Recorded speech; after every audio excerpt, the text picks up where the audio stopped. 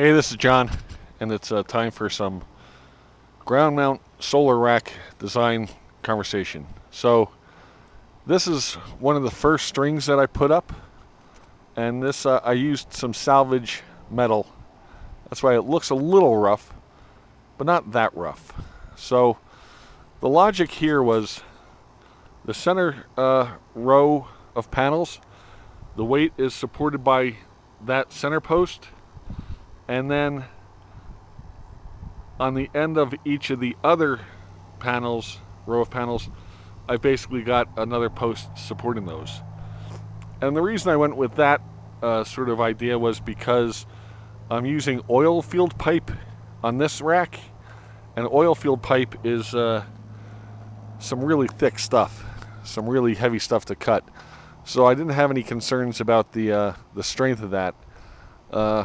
I ran into a problem, though, eventually sourcing the oil field pipe, so I had to change my design consideration.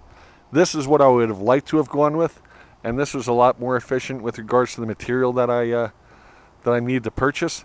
However, what I eventually was able to source was just simple fence piping, and on that, let's go down to the other end of the array. Hold on.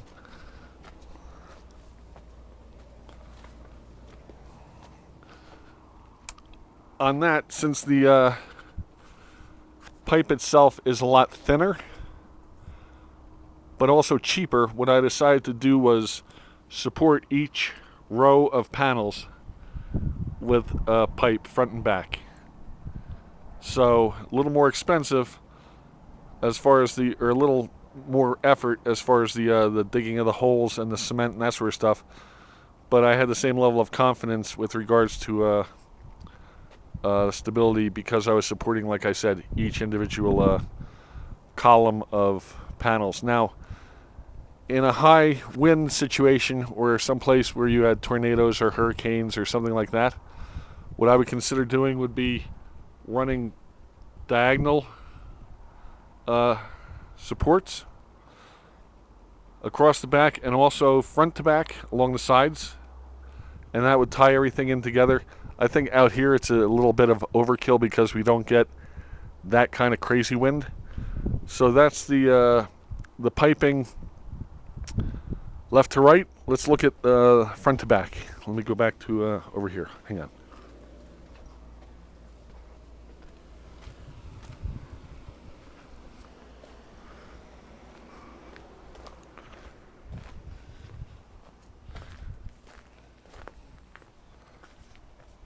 Okay, so here you can see basically the front leg is supporting those two panels. The back leg is essentially supporting those two panels. So, each panel only weighs about 45 pounds. So each column is just under 200 pounds. And it's not a lot of weight, but still you don't want to be able to go up and grab the thing and have it rattling around and shaking and stuff. So this is, if you went on the internet and looked at a rack manufacturer like Unirack or someplace like that, this is basically the design sort of scenario that they recommend. Now, what I would do differently next time is, as you can see, I transitioned from round pipe here to square pipe up there. And again, that was only because at the time square pipe was more readily available than some of the other options that came out later on in life. Because of that problem, though, what I had to do was get my buddy, who's a welder, to make these caps for me. There's something out there called key clamps, K-E-E, and I think it's K-L-A-M-P, or maybe C-L-A-M-P. And that's the stuff you might see at like a playground or on railings or something. And what that would be a fitting that would go on this pipe and allow you to transition to a T to do a cross member that way.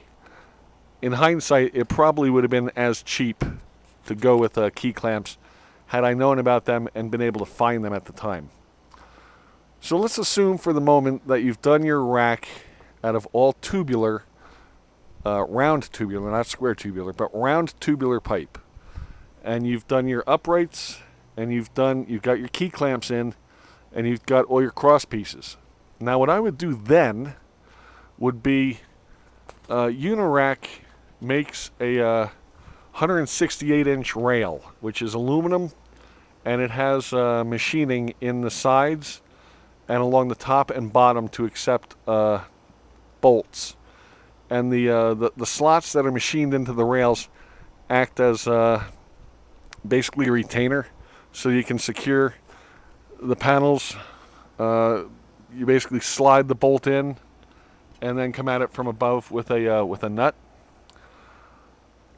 I would, in hindsight, I would have rather had a round pipe up here.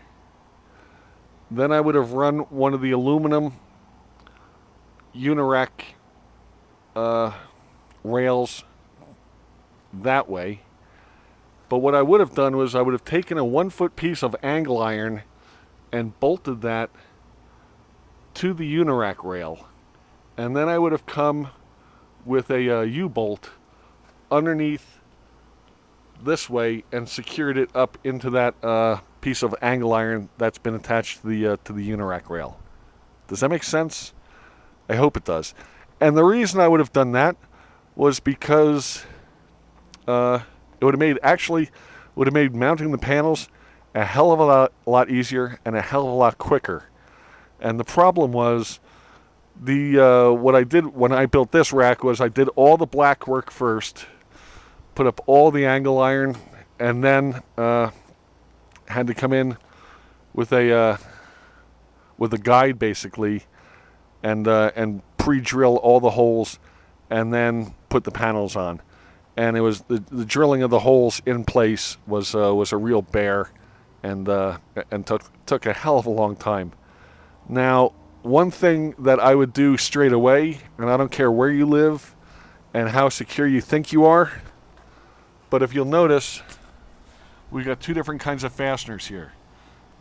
We've got the one of these with the nylon insert that's sort of with a lock nut, sort of hard to back out. Obviously you need tools to do it, but this is an anti-theft, anti-tamper fastener that once it goes on, the bolt head or the nut head breaks off and leaves you with just that threaded part on the cone. You can't get that off. So once that goes on, if you want to take that off, you've got to grind it off. So it's sort of a one-way shot. So there's that. Now let's talk about this thing on the side here. Because we're pulling DC out of all the panels. This is a DC combiner box, and it's in here, and I don't have the lock or the key at the moment, so sorry. But basically, this is a DC version of a circuit breaker box. There are 3 fuses in there, and each one of those fuses is linked to one of the strings that makes up the array. And then those 3 strings combine into one, and it might be a number 6 wire that then goes in the Schedule 80 conduit over there to the hut. So if you're going to run a string inverter inside or even on the side of the house, and you're going to run multiple strings out on your array, you probably need a DC combiner box out on the array. Now, let's talk about this array in general for a moment. This array no longer meets code, at least as far as the state of New Mexico is concerned, and probably also nationally. And the reason is because they now want you to have a 6-foot-high chain link fence around this thing.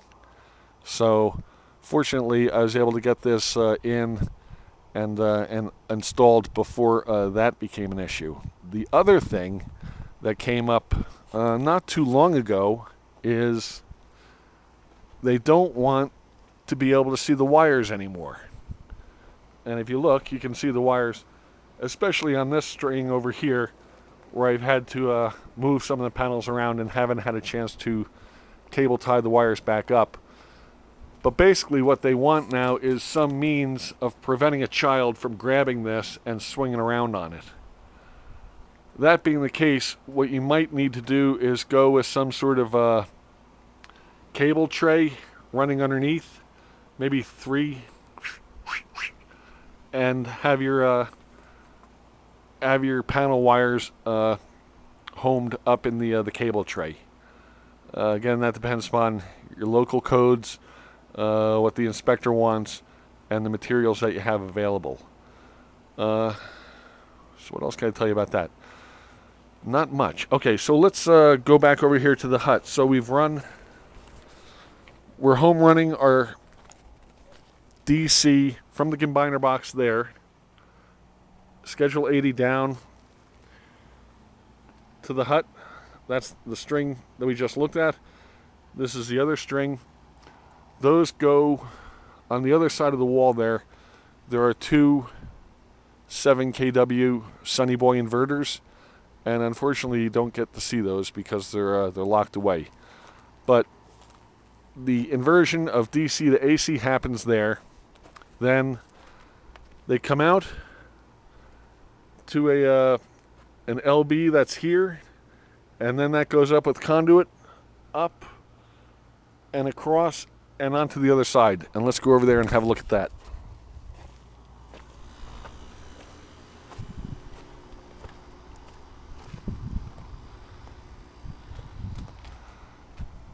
So the AC power came from the inverters on the other side of this wall inside the hut through conduit, and it comes into here. This is the conduit coming down. Now this service panel here is just basically a giant AC combiner box, and it's oversized here because what I've shown you is about 1/5 of what I had intended to build out. So while we're really only running just over 10 kW now, this system was designed to accommodate 50 kW. So that's why this panel is so large. From there, we go over to the AC disconnect. And again, this is oversized for this installation. But again, had I built it out, this would have been proper. But that's a 200 amp disconnect. Most residential applications probably can go with, obviously can go with a much smaller one. Probably 100 amp would be sufficient, if not overkill in itself.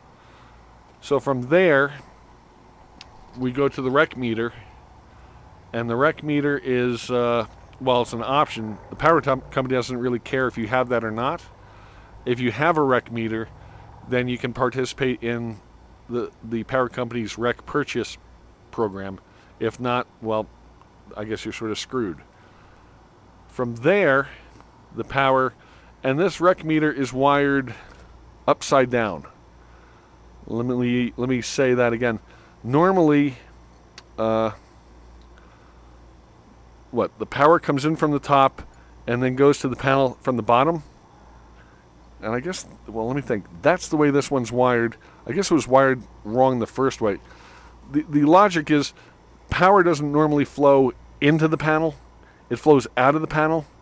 So if you do any of this sort of I wouldn't say stuff yourself, because unless you're a licensed electrician, you shouldn't be doing any of this. But if you're going to look over your electrician's shoulder, at least be up to speed on what the hell's going on, because on one of my other installations, the electrician wired it up completely ass backwards, and it took me catching it. So I guess it helps to know. But the power flows into the top of the meter, out of the bottom of the meter, and into here. In here we've got our service circuit breakers, and the power goes from the rec meter into a 100 amp breaker that's in here. And then in here I've got a couple of other breakers that I draw off for the RV and for the refrigerators, and one is the grounding rod, and the other is the power that goes to the shipping container that we've got over there. And then after that, after everything that goes on in here, you've got your regular service meter that hopefully increments down if you're generating more power than necessary. After that, it goes up, across, and to the transformer that we had to pay to get upgraded because the transformer that was here was undersized. That transformer cost us about $1,500 to get replaced. Makes me wonder if and when we leave, if I get to take the transformer with me, but probably not. Give us a wave. All right. Anyway, so there's that. If you have any questions, feel free to email me or leave them in the comments. Otherwise, we'll talk to you later. All right, bye.